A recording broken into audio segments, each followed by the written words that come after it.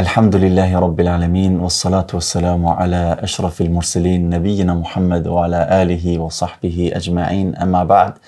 Assalamu alaikum wa rahmatullahi wa barakatuh, vëllezër të nderuar, motra të respektuara, Allah I dashur Esmerald.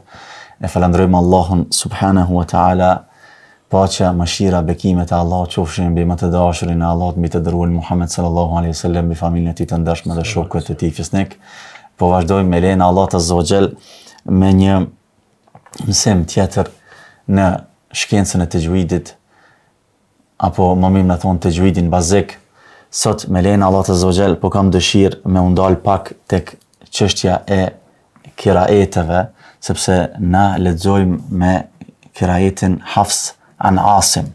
Shumë e ndëgjojnë, shumë muslimanë e ndëgjojnë këtë term, çështjen e kiraeteve, por se nuk e dinë saktësisht detajet, nuk I njohin detajet rreth kiraeteve. Pse kiraete, pse mënyra të ndryshme të leximit të Kuranit. Sot me lejen e Allahut azza wa jall po kam dëshirë me ndriçu këtë aspekt që të jetë sa më e qartë për juve shikues të nderuar, për ty vëllai I nderuar Esmerald, dhe për çdo kë që mëson shkencën e tajwidit.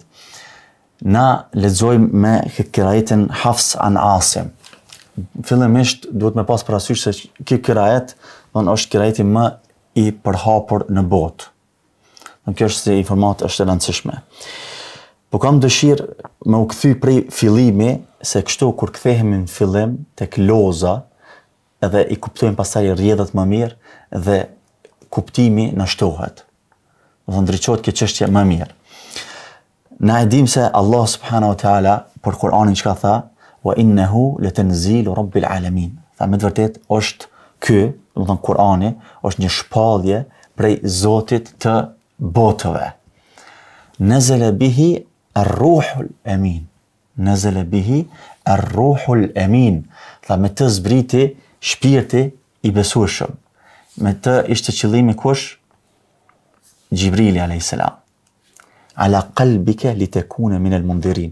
Tha mbi zemrën tënde, do të ka shpall Kur'anin mbi zemrën e Muhamedit sallallahu alaihi wasallam, që ti të ishe prej atyre të cilët paralajmërojnë bilisanin arabiyyin mubin, tha në gjuhën e pastërt arabe. Po Kur'ani zbriste mbi pejgamberin Muhammed sallallahu alaihi wasallam, u shpallte mbi pejgamberin sallallahu alaihi wasallam në Mekke dhe po ashtu pastaj në Medinë. Ajo që ndodhi pastaj me hyrjen e disa kabileve tjera të gadishit arabik në Islam, aty u shfaq një fenomen I ri. Disa kabile, do të thonë, lexonin edhe ata gjuhën arabe të pastërt. Do të thonë, ata kanë folë gjuhën standard të gjuhës arabe, standardin e gjuhës arabe. Ama I kanë pas disa fjalë që I kanë shqiptu pak ndryshe. Sikurse për shembull, ata nuk kanë thonë o duha, paraditja, e duha, kanë thonë e duhe. Po, për shembull, nuk kanë thonë bi'r, por se kanë thonë bir. Apo nuk kanë thonë për shembull naam, po kanë thonë nahm. Apo bu'thira, bu'thira. E ky fenomen ekziston edhe te na. Për shembull, na nga ona jon ku jemi, na thënë për shembull shkronjës apo numrit 5, I thojmë 5. Po nga Kosova I thojmë 5. Pak më ndryshe. I thojmë 5, e shqiptojnë pak më ndryshe. 5. Po. Edhe pse edhe ata qytetet pej I thojmë pej. Amo, do të thonë disa fjalë I shqiptojnë ndryshe. Edhe jo në Shqipëri sigurisht e keni këtë. Do të thonë disa fjalë I shqiptoni pak më ndryshe. Po. Edhe pse do të thonë janë në gjuhën e lartë, do të thonë në standard, amo shqiptohen pak më ndryshe. Apo për shembull alejhim, disa kanë thonë alejhum ose alejhimu. E çuki fenomen ka qenë edhe një arsye për me lehtësu atënve. Kjo se arsye për me lehtësu atënve, Allah subhanahu wa taala ja ka zbrit pejgamberit sallallahu alaihi wasallam, do të thonë në metoda apo mënyra të ndryshme. Edhe pse kuptimi është I njëjtë.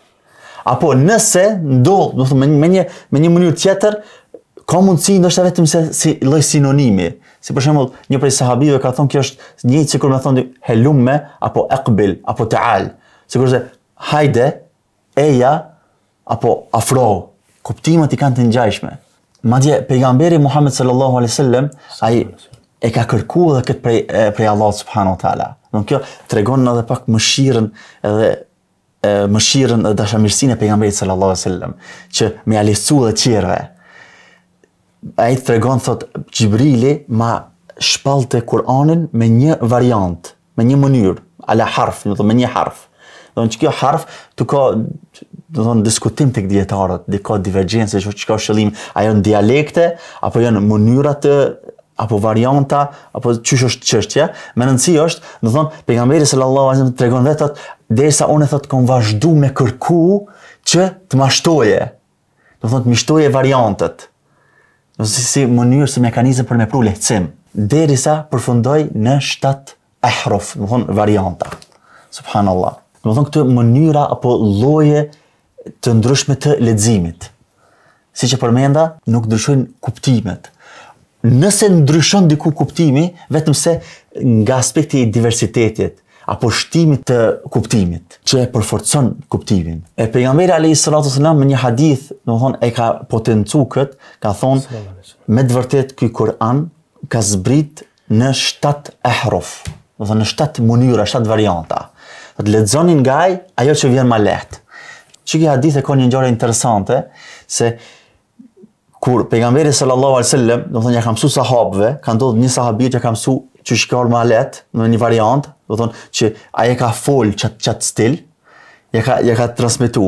Ka ndodhur në një tjetër sahabi në njëjtën sure ja ka transmetu ndryshe, do thonë me një mënyrë pak më ndryshe të leximit të disa fjalëve. Një herë Omeri radiallahu anhu, edhe kjo ndoshta në fillim si duket ka qenë edhe pak që ka sjell pak konfuzion tek disa sahabe. Që këtë hadithi që përmenda e ka një ngjarje interesante. Omeri radiallahu anhu një herë ishte duke fal pas Hisham ibn Hakim, një sahabi tjetër i nderuar. Edhe ai e lexoi në namaz e lexoi surën Al-Furqan. Amo e lexoi pak më ndryshe se nga ajo që e kishte dëgjuar Omeri radiallahu anhu prej pejgamberit Muhammed sallallahu alaihi wasallam. Edhe Omeri radiallahu anhu tash po e ndëgjon namaz, po e ndëgjon surën Al-Furqan. Amo po lexon ndryshe. Thon disa gjëra ndryshe. Edhe subhanallahu tregon Omeri radiallahu anhu thot kjo, do të thonë më çoj në çat pozitë që do isha me ndërprej namazin. Isha me ndërprej namazin, do të thonë çat i ka ardhur mundi me ndëgju ndryshe, në formë ndryshe të leximit të Kuranit. Ka thonë, mirë po, bona sabër. E pas namazet, dhe veç tha selam, assalamu alaikum wa rahmatullah, thonë, assalamu alaikum wa rahmatullah, assalamu alaikum wa rahmatullah, tha më njëherë, tha, shkova, edhe ju vërsula, edhe e kapa atë Hisham ibn Hakim. Më thonë, e ka kapë për roba këtu, edhe e ka shtrëngu. Edhe i ka thonë, kush ta ka lexu ty Kuranin këtë formë? A i tha, ma ka lexu Muhamedi, ai i dërguari i Allahut sallallahu alaihi wasallam. Omeri ishte do të thonë shumë i sigurt se ai kishte ndëgjuar pejgamberin sallallahu alaihi wasallam ndryshe. Tha ke gënjy, tha mu pejgamberi sallallahu alaihi wasallam këtë surë ma ka tregu tha ndryshe. Edhe tha e kapa e çova te pejgamberi Muhammed sallallahu alaihi wasallam. Edhe tha i thash, ky thash po e lexon surën Al-Furqan nga një metodë ndryshe që ma ke lexuar mu. E pejgamberi alayhi salatu wasallam po i thot lëshoje. Edhe po thot Hishamit, po thot lexo. Edhe po tregon Omeri tha e lexoj në çat formë që e lexoj namaz. Pejgamberi alayhi salatu wasallam tha, kështu ka zbrit. Atë tha lexo ti Omer, Omeri radiallahu anhu e lexoj. Qashtu që kish pas mësu prej pejgamberit sallallahu alaihi wasallam. Pejgamberi sallallahu alaihi wasallam i tha, kedhalika unzilet. Tha kështu ka zbrit. Tha inna hadha al-Quran unzilet ala 7 ahruf. Faqra'u ma tayassara minhu. Tha me të vërtet ky Kur'an ka zbrit në 7 mënyra, 7 varianta, lexoni ju në atë mënyrë që ju jeni juve më lehtë. Ajo që është me rëndësi këtu me ditë se kjo ka ardhur, do të thonë si mekanizëm për me lehtësu arabëve.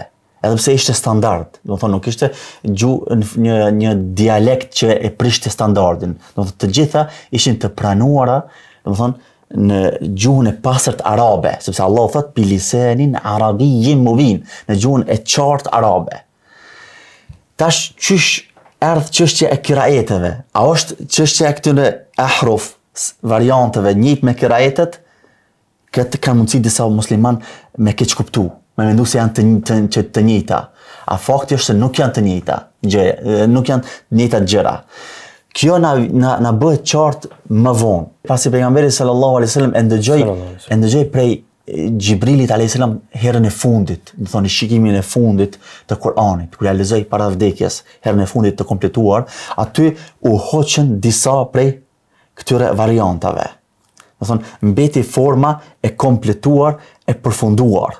Çato e din se sahabët, do thonë, e kanë pas të shkruar Kur'anin, ashtu që kanë dëgjuar prej pejgamberit sallallahu alaihi wasallam, edhe ka qenë në për gjethe të palmave, në për eshtra dhe lëkura. Do kanë qenë i shkruar në formë të kompletuar. Çato që i kanë mbledh edhe në kohën e Abu Bekrit radhiyallahu anhu, do thonë e kanë pasën si detyrë, do thonë e ka pasur detyrë Zeid ibn Thabit me i mbledh ato dhe me i rujt ato. Edhe kush i ka rujt, e ka rujt Abu Bekri një herë, pastaj, do të thonë, Omeri radhiyallahu anhu, pas vdekjes së Omerit i ka marrë Hafsa. Ky version, do të thonë, nuk është standardizuar çatëherë, por se u standardizu me Uthmanin radhiyallahu anhu.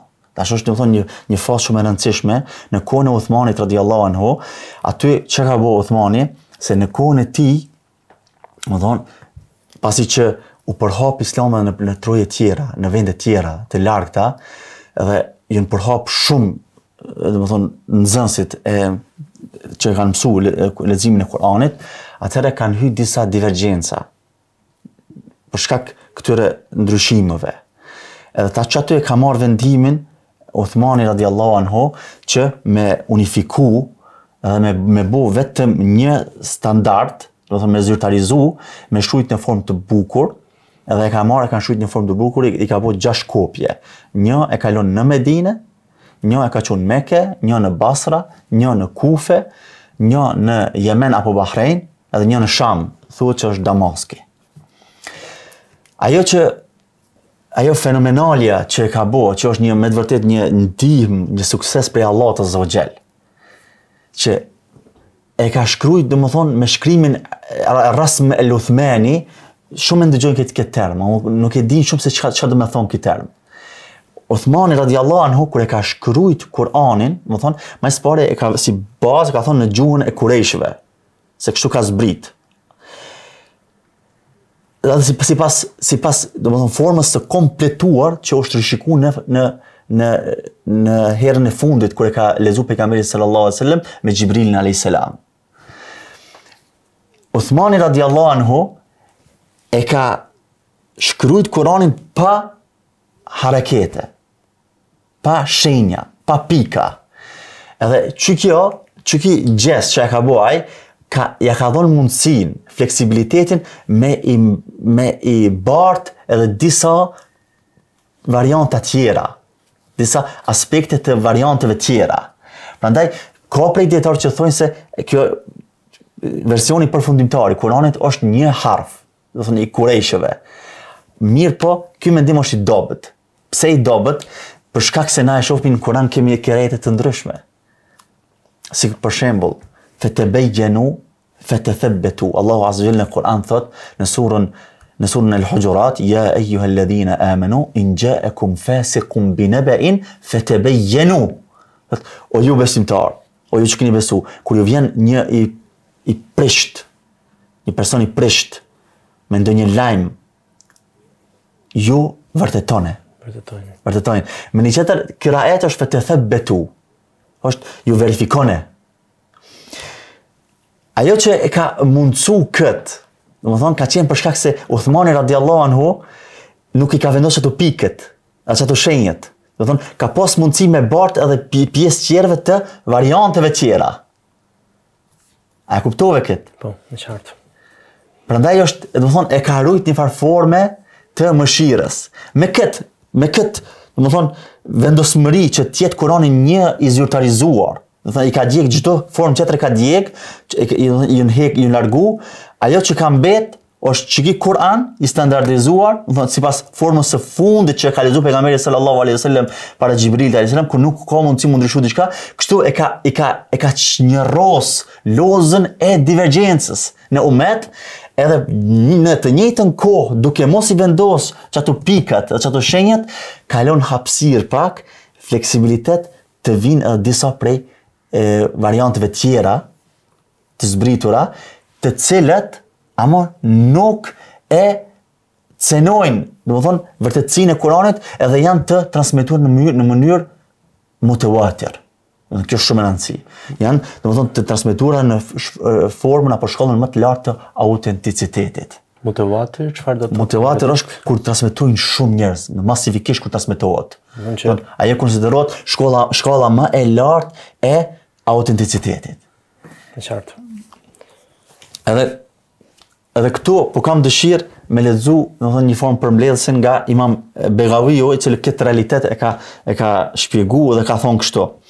Allahu i lartësuar e bashkoi umetin përmes zgjedhjes së mirë të sahabëve mbi një mushaf të vetëm, i cili ishte sipas recitimit të fundit të profetit sallallahu alaihi wasallam.